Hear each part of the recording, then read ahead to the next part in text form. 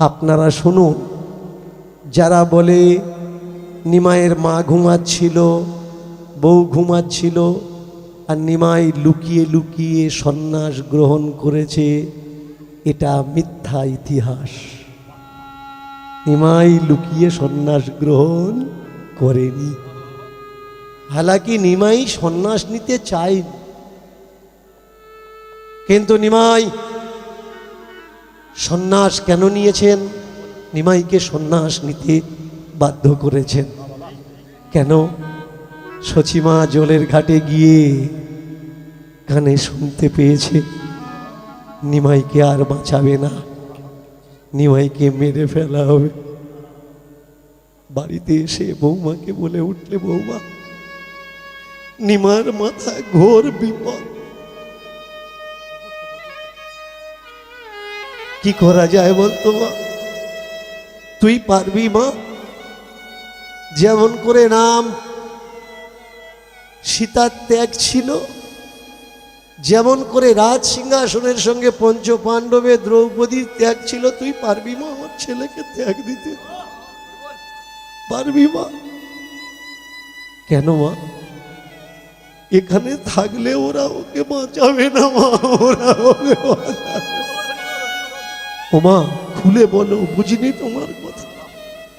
আমার নিমাই রে মা, আমার নিমাই, বারবার মানা করি, সত্যি বলিস না, সত্যি বলিস না। লেখাপড়া শিখে পণ্ডিত হয়েছে, কারোর কথা শুন। সে নাকি বলে জাতপাত বলে কিছু নেই, আর যারা উঁচু জাতের মানুষ তারা পরিকল্পনা করছে তাকে আর রাখবে না, মেরে ফেলবে। ও মা, যদি মরে কি হবে জানিস মা? আমি আমার নিমাইকে হারাবো না, তুই হারাবি তোর শীতের সিঁদুর, হাতের শাখা। আমি অনেকগুলো পুত্র সন্তান জন্ম দিতে গিয়ে তারা মরে গেছে, জীবিত নেই। বিশ্বরূপ জন্মেছে, বড় হয়ে সন্ন্যাস নিয়েছে। আমার কপালটাই বোধহয় খারাপ, আমার কপালে বোধহয় মা ডাক শোনার সৌভাগ্য নেই রে, সৌভাগ্য নেই। কেন গো মা, কি হয়েছে? ও মা, তুই পারবি না? আমার নিমাই যদি সন্ন্যাসী হয়, যদি বাড়ি ছেড়ে চলে যায়, পারবি না তুই আমার ছেলেকে থাকতে? আমার ছেলে যদি সন্ন্যাসী হয়, অন্তত ও তো বেঁচে থাকবে।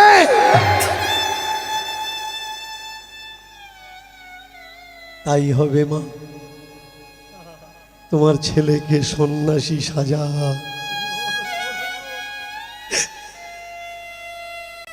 বুকে পাষাণ বেঁধে সেদিন নির্ণয় নিলেন স্বামীকে তিনি সন্ন্যাসী বানাবেন। নিজে হাতে স্বামীকে সাজিয়েছেন, আর কিছু ধান্দাবাজ মিথ্যেবাদী ভাগবত পাঠক, সমাজের শত্রু কীর্তনীয়রা, তারা বলে বউ নাকি ঘুমাচ্ছিল, মা ঘুমাচ্ছিল, লুকিয়ে পালিয়ে চলে গেছে। শিবাস সারা রাত একটা লাঠি নিয়ে পাহারা দিয়েছে, নিমাইয়ের বাড়ির ধারে যেন কেউ না আসতে পারে, নিমাইকে যেন কেউ ক্ষতি না করতে পারে। সকাল হলে নিমাই সন্ন্যাস গ্রহণ করবে আর চলে যাবে উড়িষ্যায়। চমৎকার কোন জায়গায় জানেন? অসুবিধেটা, শিক্ষক যদি শিক্ষা না জানে, শিষ্যকে কি শিক্ষা দেবে? কীর্তনীয়ারা আর পাঠকরা যদি গ্রন্থ না পড়ে, যারা টাকা দিয়ে তাদের নিয়ে আসছে, তো তারা কি জানাবে?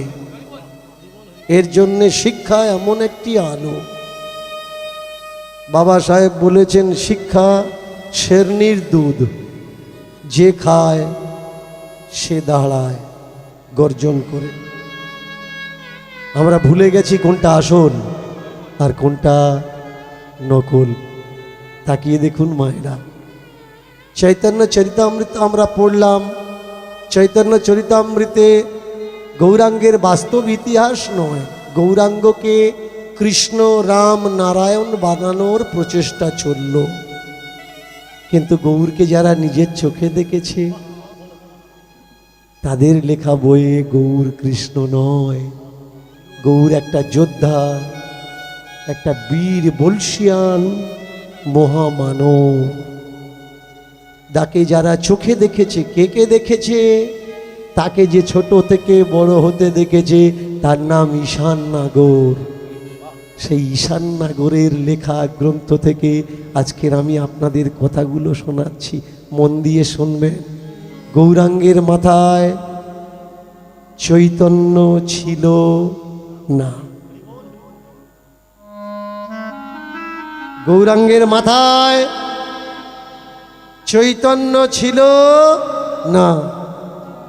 গৌরাঙ্গের গলায় তুলসীর মালা ছিল না, গৌরাঙ্গের গলায় উপবিত পৈতা ছিল না।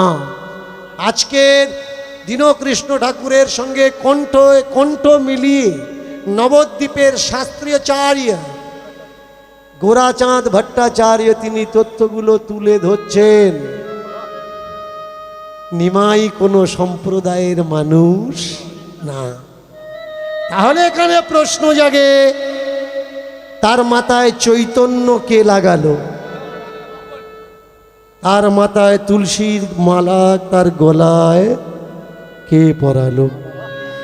এটা কি বাস্তব নাকি একটা চক্রান্ত চলল মালার চৈতন্য পার্টির?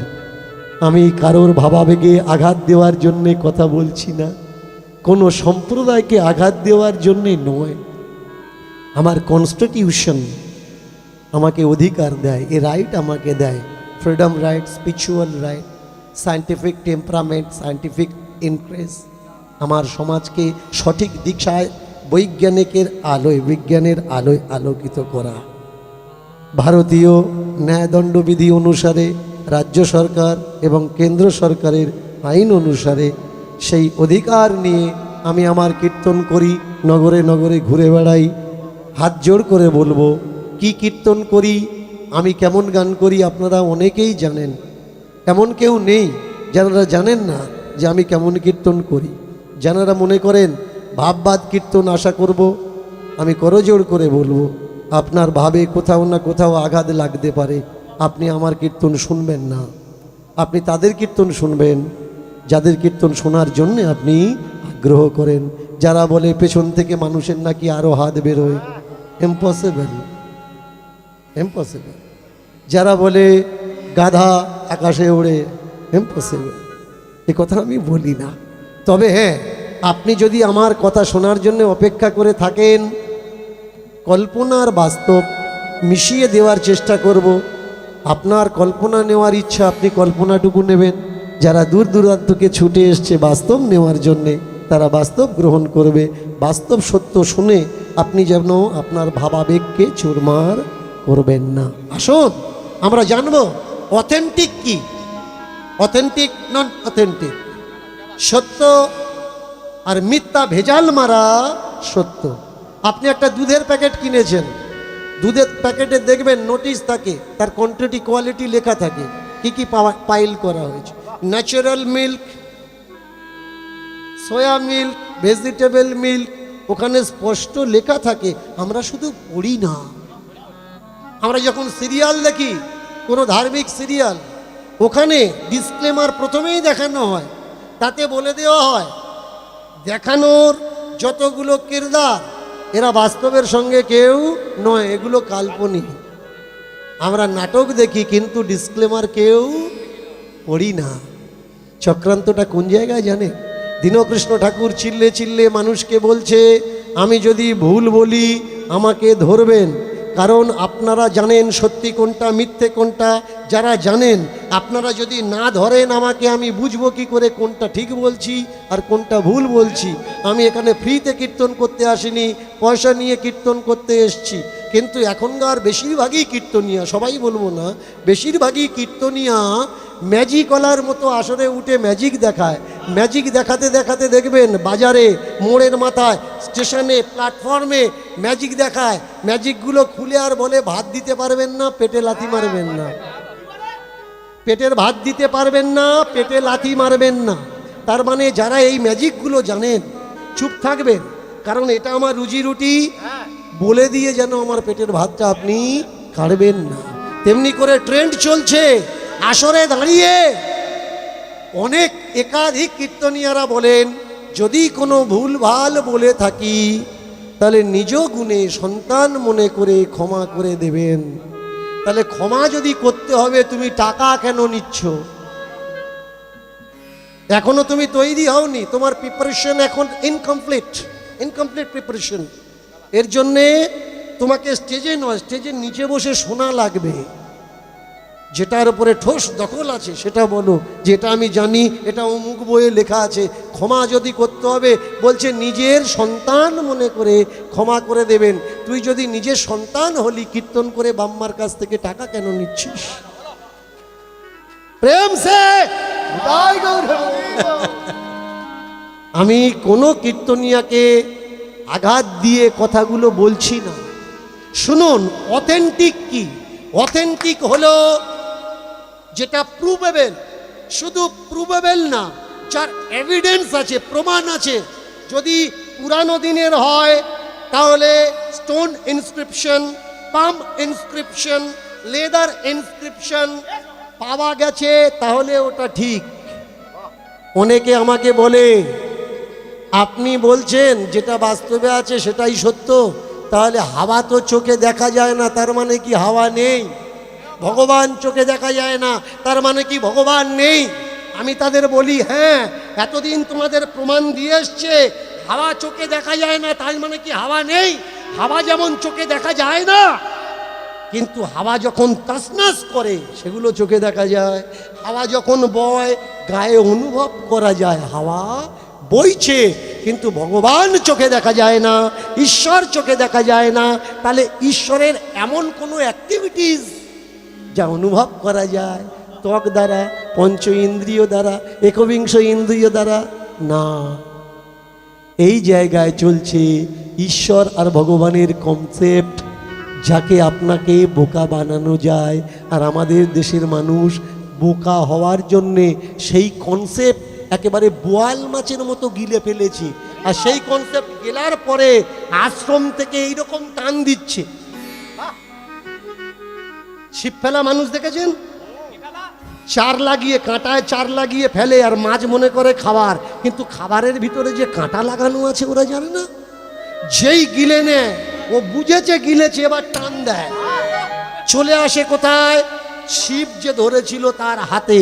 তেমনি আশ্রম থেকে যে কনসেপ্ট আমাদের পাড়ায় পাড়ায়, গ্রামে গ্রামে ছড়ানো হয়েছে, সেই কনসেপ্টের ভিতরে কাঁটা আছে আমরা বুঝতে পারিনি। রিটায়ার্ড ম্যান উইদাউট ওয়ারিশন, কারোর কোনো পুত্র সন্তান নেই, অনেকগুলো ট্রাস্ট আছে, সম্পত্তি আছে, টাকা পয়সার মালিক, তাদেরকে ভগবানের কনসেপ্ট তুলে দেওয়া হয়। যেই কাঁটাটা গেলে সঙ্গে সঙ্গে টান দেওয়া হয়। এ তো সব মিথ্যে, জগৎ মায়া, জগৎ মিথ্যা, জগৎ মায়া, ঈশ্বর সত্য। জায়গা জমি নিয়ে কে এসেছে কে গেছে, টাকা পয়সা নিয়ে কে এসেছে কে গেছে, তুই আশ্রমের নামে লিখে দে, হালকা হ, হালকা হ। বোঝো তো, আপনাকে মন্ত্র বলে আপনাকে বেবকুফ বানানো হচ্ছে। ইদম মঙ্গলম স্বাহা, ইদম ভুবস্যম স্বাহা, স্বাহা স্বাহা, স্বধাই স্বাহা, ত্বষ্টায় স্বাহা, পুষ্টিবর্ধনম স্বাহা। এতে কি হয়? ঘোড়ার ডিম হয়, কিচ্ছু হয় না। সত্যি বলছি, এতে কিচ্ছু হয় না। বিশ্বাস করছেন না? শুনুন, আমার কথা শুনলে, এই জায়গা থেকে আমি কথাটা বলি, এই জায়গা থেকে বলি না। মাটিতে দাঁড়িয়ে, বাস্তবে দাঁড়িয়ে আমি মানুষকে বলতে চাই, সাবধান হও। মন্ত্রের কোনো ক্ষমতা নেই, মন্ত্রের কোনো শক্তি নেই। পূজা পাঠ কল্যাণ দ্বারা, যজ্ঞ দ্বারা কারোর মঙ্গল করা যায় না। পূজা যজ্ঞ দ্বারা যদি মঙ্গল করা যেত। বিশ্বকাপের সময় কাশীতে যজ্ঞ করা হলো, বিশ্বকাপ জিতলো না হারলো? যারা জিতলো পায়ের ধারে বিশ্বকাপ রেখে ছবি তুলে পোস্ট করলো। তারা জানিয়ে দিল তোমাদের হবন আমরা এই জায়গায় রাখি। শুধু তাই নয়, যুদ্ধ হচ্ছে অনেক দেশ বর্তমানে। এই কয়েকদিন আগে যজ্ঞ হলো বিশ্ব শান্তির জন্যে। বিশ্ব শান্তির জন্য যজ্ঞ হচ্ছে কোথায়? অযোধ্যায়। আমি কাউকে আঘাত দেওয়ার জন্য কথাগুলো বলছি না, শুধুমাত্র আমার সমাজের ঘুমন্ত মানুষকে জাগানোর জন্য বলছি। বলতো, বিশ্ব শান্তির জন্যে আগুন জ্বালিয়ে ঘি দেওয়া হলো, আর সেই আগুনে চতুর্দিকে জ্বলে ছারখার হয়ে গেল। মন্ত্র বলে আগুন না নিভিয়ে দমকলকে কল করা হলো, আগুন নেভাবে এসো। তাহলে সত্যি কি মন্ত্রের ক্ষমতা আছে? এরা আপনাকে বলছে দীক্ষা নাও তবে ভগবান পাবে। What is this goat? What is this goat? কি এই ভগবান? কখনো জিজ্ঞাসা করেছো? অধিকতর মানুষ 60 বছর 70 বছর মাছ কাঁকড়া পেঁয়াজ রসুন গিলে এসেছে, এখন ঝোলার ভিতরে হাত ঢুকিয়ে দিয়ে এই করছে। ও ভগবানের জন্য করছে না, কার জন্যে করছে? ও মনে করেছে এতদিন যে কাজ আমি করেছি ওখানে ইন্টার নেই, ঢুকবো কোন কায়দায় যদি টিকিটটা পাওয়া যায়। চোখ বন্ধ করে ডেকে যাচ্ছে কৃষ্ণকে, না কি করে ঢুকবো, কি করে ঢুকবো, ও জানে মরার পরে ওর হালুয়া টাইট হবে। কৃষ্ণ তত্ত্বমৃত গ্রন্থ বলছে, কৃষ্ণকে যে পাওয়ার আশা করে শিশুকালে কৃষ্ণ ভজে কৃষ্ণ পাওয়ার আসে, বৃদ্ধকালে কৃষ্ণ ভজে জমেরও। ও ভয়ে ডাকছে, ও ভয়ে ডাকছে, এমনিতে ডাকছে না। তাহলে সত্যি কি ভগবানকে অনুভব করতে গেলে, জানতে গেলে, দেখতে গেলে দীক্ষা লাগে? মালা নেওয়া লাগে? লাগে না।